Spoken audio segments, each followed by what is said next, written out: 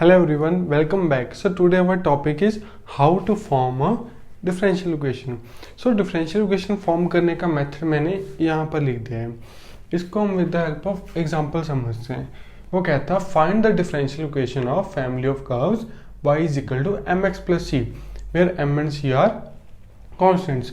मतलब इस इक्वेशन के लिए हमें अपनी डिफरेंशियल इक्वेशन फॉर्म करनी है. So our first step is write down the given equation, that is y is equal to mx plus c. Now second step is differentiate it with respect to x as many times as a number of arbitrary constants. मतलब इस equation को हम उतनी बार differentiate करेंगे जितने इस equation में constants present हैं. अब यहाँ पर देखो इस इक्वेशन में दो ही कॉन्स्टेंट्स हैं m एंड c, तो इसको हम दो बार डिफरेंशिएट करेंगे. जब पहली बार करेंगे तो आएगा dy by d x is equal to m, और जब दोबारा करेंगे तो आएगा d square y upon d x square is equal to 0. Now our final step eliminate the arbitrary constants. मतलब इस इक्वेशन में से हमें कॉन्स्टेंट्स एलिमिनेट करने हैं. अब ध्यान से देखो, क्या इस इक्वेशन में कोई कॉन्स्टेंट है? नहीं. हमारे पास यहाँ दो ही कॉन्स्टेंट थे m एंड c, बट यहाँ फाइनली इस इक्वेशन में दोनों में से कुछ भी प्रेजेंट नहीं है. तो यही है हमारी फाइनल डिफरेंशियल इक्वेशन. इजी. अब यहाँ पर तीन बातें ध्यान देने वाली हैं, ध्यान से सुनना. पहली बात, हमें इक्वेशन में दिख रहा है यहाँ पर दो कांस्टेंट है m एंड c, और उसने मेंशन भी किया है m and c are two constants, तो हमने डिफरेंशिएट भी दो बार किया है ना. अब अगर इस इक्वेशन में वो हमें ये मेंशन ना करता that is m and c are constant, तब भी हमें दिख रहा था यहाँ पर दो ही कांस्टेंट है, फिर भी हम सेम काम करते, मतलब दो बार डिफरेंशिएट करते. नो फाइनली सबसे इंपॉर्टेंट बात, अगर वो यहाँ हमसे ये देता where c is a constant, मतलब उसने एक ही कांस्टेंट दिया दैट इज c, तो हम इस इक्वेशन को सिर्फ एक ही बार डिफरेंशिएट करते. मतलब अगर उसने m के बारे में कुछ भी मेंशन नहीं किया तो हम कहेंगे हमें भी m के बारे में कुछ नहीं पता. उसने मेंशन किया c इज अ कांस्टेंट, तो कॉरस्पॉन्डिंगली हम सिर्फ एक ही बार डिफरेंशिएट करते that is dy by d x is equal to m. And finally constant eliminate करना था, कौन से वाला? c वाला. m से हमें कोई मतलब नहीं है, आए चाहे ना आए, c एलिमिनेट करना था. क्या इस इक्वेशन में c प्रेजेंट है? नहीं. तो यही होती है उस केस में हमारी फाइनल डिफरेंशियल इक्वेशन. फर्दर यहाँ पर एक और बात नोटिस करो, जब हमारे पास दो कांस्टेंट थे तो फाइनल इक्वेशन में डबल डेरिवेटिव इन्वॉल्व था. जब एक कांस्टेंट है तो फाइनल इक्वेशन में सिंगल ऑर्डर डेरिवेटिव इन्वॉल्व है, और ये हमेशा ऐसा ही होगा. इसको हम फर्दर नेक्स्ट क्वेश्चन में थोड़ा अच्छे से डिस्कस करते हैं. Now our next question is find the differential equation of family of curves y is equal to ax plus b upon x. अब देखो यहाँ पर उसने कॉन्स्टेंट्स के बारे में कुछ भी मेंशन नहीं किया, बट हमें पता है यहाँ पर दो कॉन्स्टेंट्स हैं a एंड b, तो इस इक्वेशन को हम दो बार डिफरेंशिएट करेंगे. तो पहले करेंगे आएगा dy by d x is equal to a minus b upon x square, one by x का derivative minus one by x square, और जब दोबारा करेंगे तो आएगा d square y upon d x square is equal to two b upon x cube, क्योंकि one by x का derivative होता है minus two b upon x cube, है ना. अब यहाँ पर देखो, जब हमने डबल डेरिवेटिव किया, पहले तो हमेशा कांस्टेंट एलिमिनेट हो रहे थे, इस बार यहाँ पर b आ गया, मतलब एक कांस्टेंट आ गया. अब हमारा काम क्या है? थर्ड स्टेप, इस कांस्टेंट को एलिमिनेट करना. अब देखो वो कैसे करते हैं. इन इक्वेशन को नाम दे दो, इक्वेशन नंबर 1, 2 एंड 3. नाउ देखो इक्वेशन 3 से हम b की वैल्यू निकाल सकते हैं, that is b is equal to x cube upon 2 d square y upon d x square. Now equation number 2 से हम a की वैल्यू निकाल सकते हैं, वो क्या आएगी? a is equal to d y upon d x plus b upon x square. इस b की वैल्यू यहाँ पर पुट कर दो, that is d y by d x plus x cube upon 2 d square y upon d x square, और नीचे आ जाएगा एक्स स्क्र. अब एक्स स्क्र से एक्स क्यूब कट जाएगा तो यहाँ पर एक एक्स रह जाएगा, है ना. तो ये हमने फाइनल हमारी a की वैल्यू आ गई. अब a और b इन दोनों की वैल्यू उठाकर यहाँ इक्वेशन नंबर 1 में डालो, तो आ जाएगा फ्रॉम 1 a एंड b की वैल्यू यहाँ पर डालेंगे, आएगा y is equal to d y upon d x plus x by two d square y upon d x square, साथ में होल x से मल्टीप्लाई, प्लस b की value x cube upon 2 into d square y upon d x square upon x. Clear यहाँ तक? अब ये वाला x इन दोनों इक्वेशन से मल्टीप्लाई हो जाएगा, that is x into d y upon d x plus x square upon 2 d square y upon d x square plus ये एक एक्स इससे कैंसिल हो जाएगा तो आ जाएगा x square upon 2 d square y upon d x square. अब finally ये दोनों टर्म सेम है, ये भी 1/2 है, ये भी 1/2 है, दोनों ऐड होके 1 बन जाएगी total, that is x into d y by d x plus x square into d square y upon d x square is equal to y. तो ये है हमारी final differential equation. Clear? Now देखो इस equation में दो constants present थे, तो हमारी फाइनल इक्वेशन में भी कितने ऑर्डर का डेरिवेटिव प्रेजेंट है? Double derivative.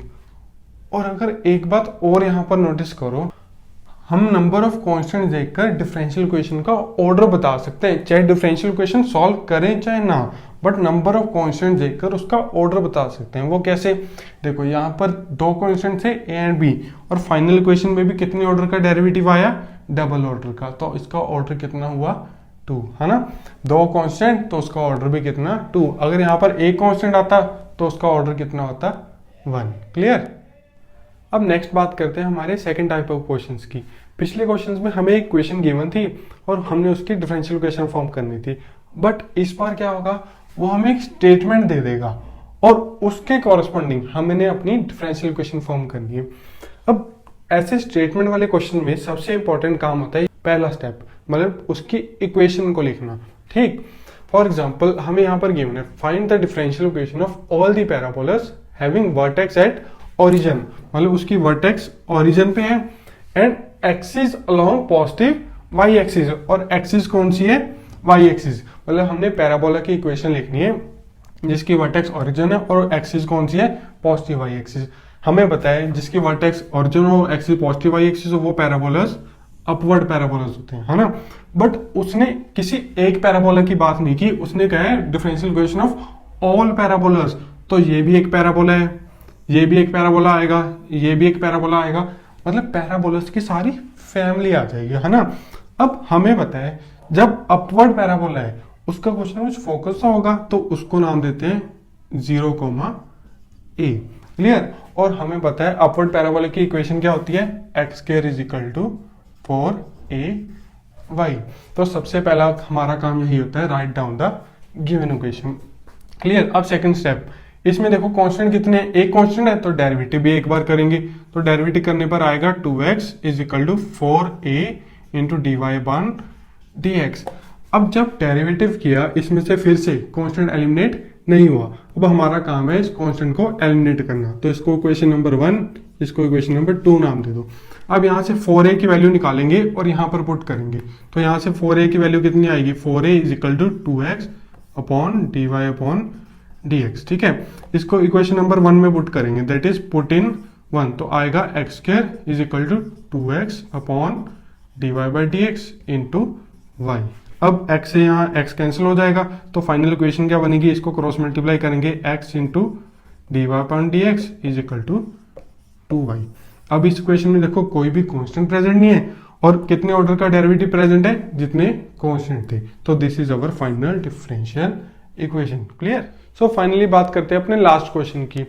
So the question is find the differential equation of all the ellipse centred at origin and focus on x axis. मतलब इस बार वो इलिप्स की बात कर रहा है जिसका सेंटर क्या है? ऑरिजिन, और फोकस क्या है?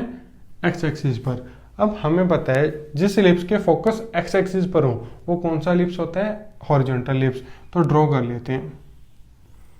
अब फिर से वही बात, वो बात कर रहा है ऑल इलिप्स की, किसी एक इलिप्स की नहीं, ऑल इलिप्स की। तो इसमें ऐसे बहुत सारे इलिप्स होंगे, है ना? उनको भी ड्रॉ कर लेते हैं। एक ये इलिप्स होएगा, एक ये इलिप्स होएगा, और ऐसे आते चले जाएंगे, मतलब ये एक पूरी फैमिली आएगी, है ना? अब देखो जो ये इलिप्स है ये एक्स एक्सिस को किसी ना किसी पॉइंट पर तो कट करेगा, मान लीजिए वो पॉइंट है 1। सिमिलरली ये सेकंड वाला भी कट करेगा, मान लीजिए वो पॉइंट है 2, and similarly 3 and so on. ठीक है, बट अगर हम इस वे से इलिप्स की इक्वेशन लिखने लगे तो बहुत मुश्किल काम है। हम क्या करेंगे, इस सारी फैमिली को सिर्फ एक ही इलिप्स पर ड्रॉ कर लेंगे। वो कैसे? हमने ये इलिप्स ड्रॉ कर लिया और इस पॉइंट का नाम दे दिया a,0, इस पॉइंट का नाम दे दिया a।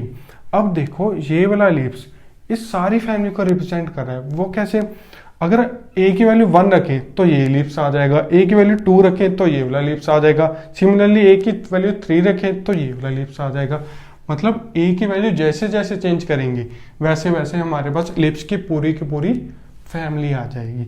मतलब ये एलिप्स इस पूरी फैमिली को रिप्रेजेंट कर रहा है। क्लियर? सिमिलरली ये एलिप्स किसी न किसी बी वाई एक्सिस को भी कट करेगा किसी पॉइंट पर, उसका नाम देते हैं 0,b।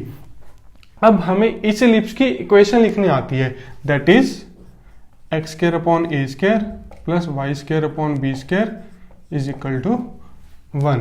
तो हमारा सबसे इंपॉर्टेंट काम हो गया, right down the equation of ellipse.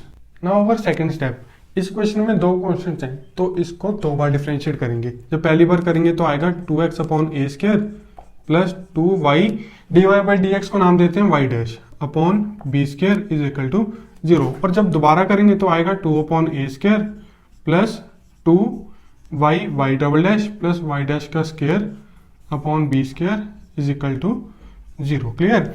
अब फिर से वही बात देखो, जब दो बार डेरिवेटिव किया फिर भी इसमें कॉन्स्टेंट्स आ गए। अब हमारा काम है इन कॉन्स्टेंट्स को एलिमिनेट करना, तो नाम देते हैं equation number 1, equation number 2 and equation number 3। अब देखो इक्वेशन नंबर 2 से हम b²/a² की वैल्यू निकालेंगे दोनों इक्वेशन से। इक्वेशन 2 से वैल्यू आएगी 2x/a² equal to minus 2y/b²। 2 और 2 आपस में कैंसिल, तो b²/a² की वैल्यू आ गई हमारे पास minus y/x। Clear? Similarly equation 3 से भी निकालेंगे। इक्वेशन 3 को लिख सकते हैं 2/a² is equal to minus 2y plus y'² 2 cancel, तो b²/a² की वैल्यू आ जाएगी b²/a² is equal to minus y plus y'²। इनको नाम देते हैं equation number 4 and equation number 5। अब ध्यान से देखो, इन दोनों इक्वेशंस की लेफ्ट साइड सेम है, दैट इज b²/a², तो इनकी राइट साइड भी क्या होगी? Same. So therefore for equation 4 and 5 हम लिख सकते हैं y'/x is equal to minus y plus y'²। ये माइनस माइनस आपस में कैंसिल और इसको क्रॉस मल्टीप्लाई कर देंगे, तो फाइनल आंसर आ जाएगा y is equal to x y plus y'²। ये होल स्क्वायर यहाँ आना था। क्लियर? तो ये आ गई हमारी फाइनल डिफरेंशियल इक्वेशन। यही फाइनल क्यों है? क्योंकि इसमें देखो कोई भी आर्बिट्ररी कांस्टेंट प्रेजेंट नहीं है, और इसमें कितने ऑर्डर का डेरिवेटिव प्रेजेंट है? जितने इक्वेशन में कांस्टेंट थे। So this is our final differential equation for ellipse centred at origin and focus on x axis. So I hope आज का लेक्चर आपको अच्छे समझ आ गया होगा। अगर कंसेप्ट क्लियर हुए तो वीडियो को लाइक और चैनल को सब्सक्राइब जरूर करना। तो चलिए मिलते हैं हमारी नेक्स्ट वीडियो में।